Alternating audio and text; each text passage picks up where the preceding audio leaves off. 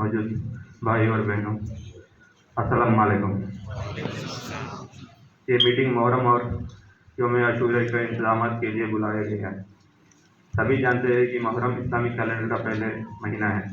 मुहर्रम की 10 तारीख को इमाम हुसैन अलैहिस्सलाम की शहादत हुई।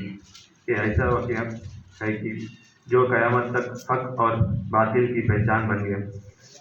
इमाम हुसैन सच्चाई, हक़ और इंसाफ का आलम बरदार है।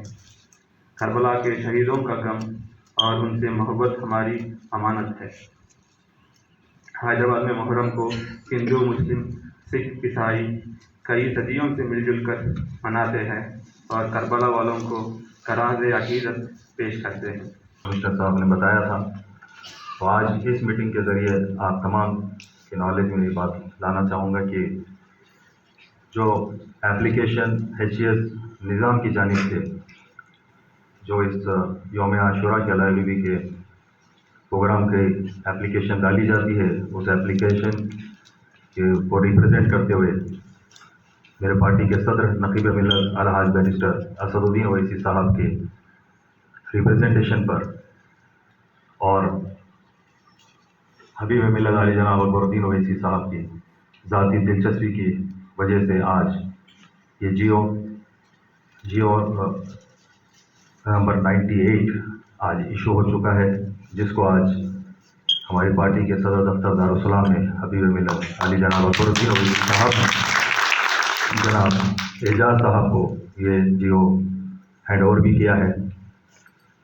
इससे इंशाअल्लाह ताला जहाँ तक मुझे मालूम है कि पहली मुहर्रम तक हम यहाँ से एक वक्फ बोर्ड की जानिब से जो शाहनवाज कासिम साहब इसको CO साहब जो है इसकी निगरानी में हम एक आदमी का इंतखाब कर भेज रहे हैं। वो इंशाअल्लाह ताला हाथी के सारे डिटेल्स वहाँ से यहाँ पर लाए तक वो ऑफिसर्स को देते रहेंगे।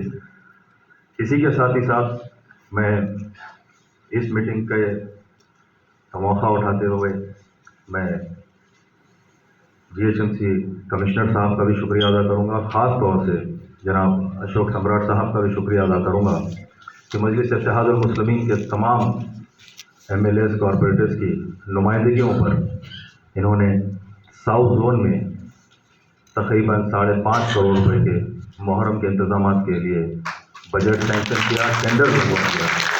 तमाम मरकज़ी अंजुमन के तमाम अंजुमन के जो हेड हैं वो सब, और आप सभी साहबान का ख़ास तौर से मैं शुक्रिया अदा करता हूं कि इतनी शॉर्ट नोटिस पे, और मैं माफ़ी चाहता हूं कि आधे घंटे की जो देरी हुई मीटिंग में। और इसी के साथ मैं आपके लिए अस्सलाम वालेकुम सलाम पेश करता हूं। पहले माफ़ी पेश करता हूं, उसके बाद सलाम पेश करता हूं, क्योंकि मैं साथ ही साथ ये बताते चलूँ कि इस जो बैठक की अहमियत इतनी है पुलिस डिपार्टमेंट की नज़र में कि मुझे मालूम है कि CP साहब और मैं एक दूसरी बैठक थी, उसको कट शॉर्ट करके डायरेक्ट वहीं से आए हैं हम लोग। और अभी CP साहब भी ऑफिस नहीं गए और हम भी ऑफिस नहीं गए हैं, क्योंकि जो इमाम हुसैन साहब का जो जगह है सभी के दिलों में, और हमसे पहले भी सभी लोगों ने बोला कि वो किसी एक मजहब के नहीं है, वो इंसानियत के हैं। इंसानियत जो है वो हर दिन इमाम हुसैन साहब से कुछ सीखती है। उनका जो एक कुर्बानी है और इंसाफ के लिए लड़ाई है, और इंसाफ के खिलाफ जो भी काम करे उसके सामने कभी सर न झुकाया जाए, सच के साथ खड़ा रहा जाए। ये सारी तालीमात हमें इमाम हुसैन साहब की कुर्बानी से मिलती हैं। तो करबला में जो 72 लोगों ने शहादत हासिल की, वो 72 के बाद 72 लाख या 72 करोड़ जब तक हमारी पॉपुलेशन रहेगी, उन सभी लोगों को इस तालीमात का साल दर साल याद रखना चाहिए और इससे सबक लेना चाहिए। हो नहीं सकता कि अगर हर एक इंसान थोड़ा थोड़ा भी करबला से सीखे, इमाम हुसैन साहब से क्या बात है सर, तो दुनिया के इतने सारे फसाद मुश्किलात खत्म हो जाएं। क्या कह रहे हैं, सुभान अल्लाह, वाह वाह वाह वाह वाह वाह। इसमें दिक्कत यही है, देखिए जुलूस में कभी कोई दिक्कत नहीं आई। अब से पहले बोला, बाकी एक में जो बयान कुछ लोगों ने ख्याल इज़हार किया और मैं सुना कि जुलूस में कोई दिक्कत ना आए, जुलूस में रुकावट ना आए।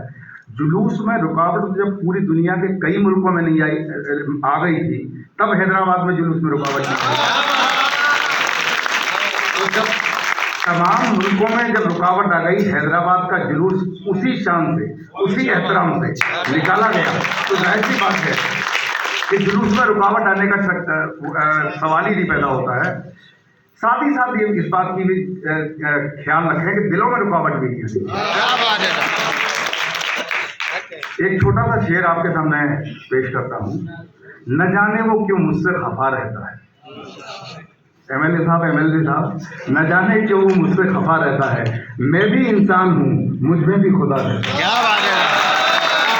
इंसानियत और हुसैनियत का ये बहुत बड़ा सबक है। क्या बात है। और एक बात का हमेशा ख्याल रखिए कि दुनिया की नजर रहती है हैदराबाद की तरफ, और खास तौर से 2020 के बाद और जरूरत रहती है, 2021 के बाद रहती है कि जब दुनिया के कई मुल्कों में जब जुलूस नहीं निकला और यहाँ निकला, तो अगर उसी जुलूस में अगर हुसैन साहब की शान में किसी भी तरीके से गुस्ताखी होगी, तो उसका भी जो न्यूज़ है, उसकी भी जो खबर है, वो दुनिया को लगेगी। और ऐसा ना आप चाहते हैं, ना हम चाहते हैं, ना हमारा हैदराबाद चाहता है। तो मेरा खास तौर से आपसे बड़े अदब और एहतराम के साथ मेरी गुजारिश है कि देखिए, मैं थोड़ी सी अगर गुस्ताखी करूँ तो माफ़ कीजिएगा, खुशी के मौके पर अगर ना इत्तफाकी हो जाए तो फिर भी चलता है। देखिए, ना इत्तफाकी अपनी जगह है, ना इत्तफाकी हो सकती है, नाराजगी नहीं होनी चाहिए। ना इत्तफाकी नाराजगी में तब्दील ना होने पाए, और खासतौर से इस मौके पर तो बिल्कुल ना होने पाए। कोई दूसरा जब कोई खुशी का मौका हो, उस पर आप अपनी नाराजगी जाहिर कर लीजिएगा, ना इत्तफाकी कर लीजिएगा। इस पे हम सभी लोगों की दिली ख्वाहिश है, आप सब लोग मिलके इमाम हुसैन साहब की शान में जब 10 मुहर्रम के दिन बीबी का अलावा से आलम शान से निकले, तो उसमें अदब से सर झुका के हर आदमी खड़ा हो, किसी भी मजहब का हो, किसी भी अंजुमन का हो, और किसी भी तबके का हो। वो हम इंसान एक हैं, ये तो इमाम हुसैन साहब ने सिखाया है। तो मैं ये चाहूँगा कि इस बात पर थोड़ा सा खास ख्याल रखें। इमाम साहब सबके हैं, जब मजहब से परे हैं वो, तो इंसान से परे तो कोई चीज़ है नहीं ना। सब लोग इंसान हैं, तो उसमें कोई अंजुमन हो, कहीं से भी आती हो, इमाम साहब सबके हैं। अब ये जो 2-3 मसले, मैं नहीं था पिछले बार बंदोबस्त करने के समय में, बट मैं काफ़ी इसके बारे में मालूम किया हूँ, और मुझे थोड़ा दुख लगता है कि ये मातम के समय में ये जो मसले आ रहे हैं, उसको आप सब दूर करें। दिल से दूर होने की ज़रूरत नहीं है, ये मौका ऐसा नहीं है। और पहला ये है कि हमारे ऑफिसर्स, अहदेदार, अफसरान बता रहे हैं कि 2 ग्रुप जैसे बन गए हैं, और मैं सबसे दरख्वास्त करता हूँ, जो भी उसके मेंबरान हो या उसके जो इसमें हाजिर हों, कि आप ये मौके पर उसको मत दिखाएं, क्योंकि हमको बंदोबस्त करने में काफ़ी मुश्किलात आ रहे हैं, और संभालने में भी काफ़ी दिक्कत हमारे अफसरान उसको उनके आगे वो फेस कर रहे हैं। तो ये मेरी बहुत गुजारिश है, मैं नाम नहीं लेना चाहता हूँ उसका, पर आप सब समझ गए हैं मैं किसके बारे में कुछ क्या बोल रहा हूँ।